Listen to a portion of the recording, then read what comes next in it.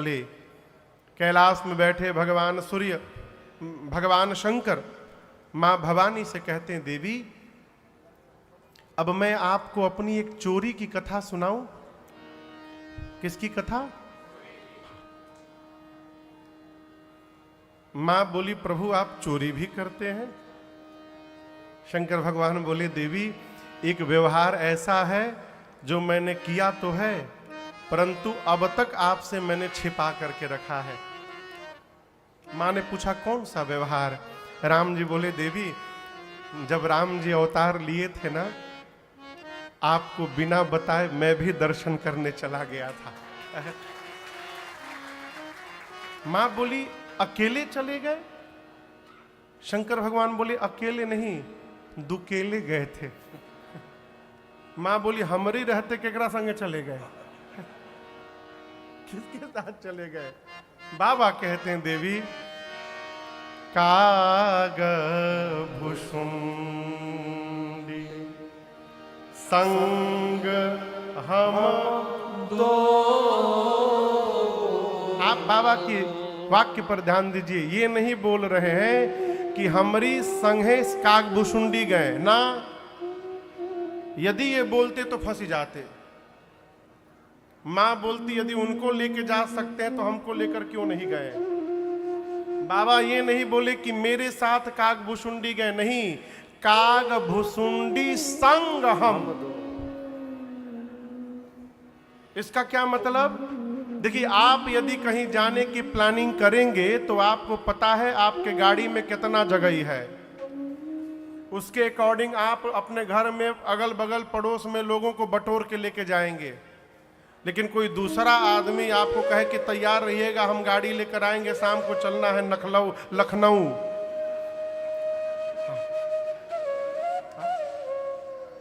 कई लोग नखलऊ बोलते हैं। तो क्या आप पूरा परिवार तैयार रहिएगा जाने के लिए? आपको क्या पता गाड़ी में जगह हो कि ना हो? आपको कहा गया है तो केवल आप तैयार रहिएगा। शंकर जी बोले, देवी अयोध्या जाने की प्लानिंग मेरी नहीं थी, अयोध्या जाने की प्लानिंग कागभूषुंडी जी की थी। वो आए, अब मुझे लेके चले गए। माई बोली, जाने के लिए वो कागभूषुंडी जी मिले थे? वो कौआ महाराज, आप बम बम भंडारी भोलेनाथ किसी और के साथ गए होते। भगवान शंकर बोले, देवी यात्रा उसी के साथ करनी चाहिए जिसके साथ चित्त और चरित्र दोनों मिले। भाव न मिले ना, और आप यदि यात्रा में निकल पड़िए तो यात्रा पूरी ही नहीं होगी। अब यदि आप सब लोग तो भगत हैं, यदि किसी का मन कथा में न लगे, आप उसको बरबस ला करके बिठा दीजिए, बहुत गर्मी बा, वो हर 2 मिनट पर घड़ी देखेगा, महाराज कब तक बोलेंगे। इससे अच्छा तो मोबाइलिए पर देख लेते, जब मन करे महाराज के मुंह पर ठोक के चुप करा दो।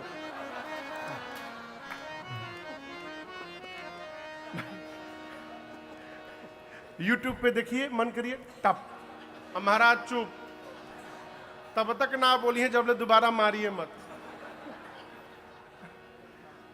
वो इतना, हमारे यहां कहते हैं भोजपुरी में, उद्बास लगा देगा आपको कि आप सर पटक के 10 मिनट में उठ के चले जाएंगे। कहने का अर्थ है, कहीं भी जाइए उसी के साथ जाइए जिसके साथ आपका भाव मिले। शंकर भगवान और कागभूषुंडी जी, इन दोनों के इष्ट एक हैं। कौन?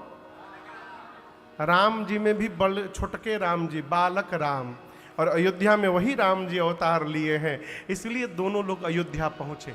मां ने पूछा, प्रभु क्या क्या हुआ वहां पर? शंकर भगवान बोले, देवी जैसे हम लोग गए, जाने के बाद भी परमानंद प्रेम सुख भूले और बीथी न फिरहि मगन मन भूले। जाने के साथ ही हम लोग परमानंद से भरे गए। अब हम लोग मनुष्य के रूप में गए थे, मनुज रूप जान नहीं कोई, वहां हाई सिक्योरिटी, महाराज के महल में कोई भीतर जाने ही नहीं दे, हम अपना रूप प्रकट नहीं कर सकते थे सबके सामने। अब दर्शन कैसे हो, समस्या हो गई। माई बोली दर्शन मिला कि नहीं? बाबा बोले चकाचक मिला। उसके लिए कुछ प्लानिंग करना पड़ा। माँ बोली कैसा प्लानिंग? शंकर भगवान बोले हम लोग गए तो हम स्थिति देखकर समझ गए कि इतना आसान नहीं है दर्शन करना राम जी का। तो हम काकभूषुंडी जी से बोले कि कुछ चक्कर चलाया जाए। तो हम बन गए गुरुजी और काकभूषुंडी जी को बना दिए चेला। अब बोले ऐसा एक ऑफिस खोला जाए जहां पर बहुत भीड़ होती हो। तो एक दिन में सर्वे करके काकभूषुंडी जी रिपोर्ट ला कर दिए, गुरुजी सरजू जी के किनारे सवेरे बहुत भीड़ होती है, सब लोग वहां नहाने जाते हैं। हम बोले चेला वहीं एक कमरा खोजो रेंट में और कार्यालय खोला जाएगा। तो कमरा लिया गया सरजू जी के किनारे और शंकर भगवान वहां अपना कार्यालय खोले, ऊपर बोर्ड लगाए भविष्य पूछो केंद्र, प्रोपराइटर शंकर शर्मा, उप सहायक भुसुंडी नारायण पांडे।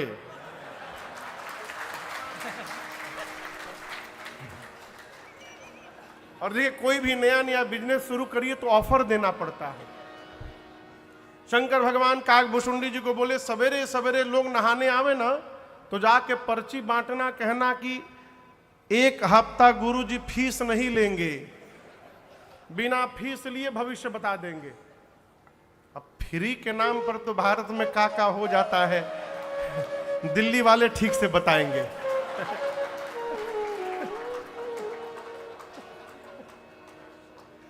आदमी फ्री के नाम पर फिनाइल पीने को तैयार है। हम आपको एक बड़े आनंद की बात बताएं, कोरोना जब प्रारंभ हुआ ना तो हम लोग छत्तीसगढ़ में कथा गा रहे थे। कहाँ है भैया, अश्विनी भैया? कुरूद में धमतरी कुरूद में, रायपुर से 70 किलोमीटर दूर। तो हम लोग कथा गा रहे थे वहां पर। तो 8वें दिन वहां की एसडीएम मैडम आई, बोली महाराज, सुबह 10 बजे आई, बोली महाराज तुरंत निकलिए यहां से। हमने कहा हो गया? बोला कोरोना आ गया। हमने कहा आ गया क्या? बोला नहीं, रायपुर में आ गया है 2 केस, 4 लोग एक साथ नहीं रह सकते, यहां 20,000 लोग को आप बिठाए हैं, तुरंत निकलिए यहां से, कोई कथा नहीं होगी। हमने कहा देखिए मैडम, हमरे राम जी अभी वन में हैं, हम अपने भगवान को वन में छोड़ के नहीं जा सकते। तो मैंने उनसे कहा कि हमको आधे घंटे का केवल अनुमति दे दीजिए, आधे घंटे का। हम भगवान को अयोध्या सिंहासन पर बिठा करके और आज ही कथा को विश्राम करके चले जाएंगे। तो पूछे कि कथा कितने बजे प्रारंभ होती है? हमने 4 बजे। लोग कितने बजे आते होंगे? 2 बजे। तो बोली आप 12 बजे जाएंगे। 10 बज रहा है, बोली 12 बजे जाएंगे, 12:30 बजे कथा पूरी करेंगे, निकल लीजिए। बोले ठीक है भाई, क्यों उलझना प्रशासन से? हमने ठीक है। हमने सबको कहा कि भाई सब लोग पहुंचिए पंडाल में, किसी को कानो कान खबर ना हो, केवल हम ही लोग रहेंगे मंच पर, आधे घंटे में भगवान को राज्याभिषेक करा के निकल ले। 12 बजे मैं जब गया तो पंडाल में 5,000 लोग बैठे थे भाई जी। अब मैं सोचूं कि भागूं कि भीतर जाऊं, मैं गेट पे खड़ा हूं। श्रोता बोली महाराज आइए आइए। हम जाके बैठे, मंगलाचरण करके आंख खोले तो देखे पूरा पंडाल पैक, 20,000 से ऊपर लोग। अब श्रोता कह रही है महाराज जी आप कथा बांचिए, जो होगा देख लेंगे हम लोग। हम कहा नहीं ये उचित नहीं है। तब भी हम लोग 2 घंटे कथा किए। मैंने आयोजक परिवार से कहा काम करिए, आप हैंड सैनिटाइजर मंगाइए, मास्क मंगाइए बल्क क्वांटिटी में। तुरंत 1 घंटे में आ गया सब। कथा पूरी भई तो अब उसके पहले हैंड सैनिटाइजर के जानत रहे। तो पंडाल के बाहर हुआ कि सब लोग निकलेंगे, सबको हैंड सैनिटाइजर दिया जाएगा।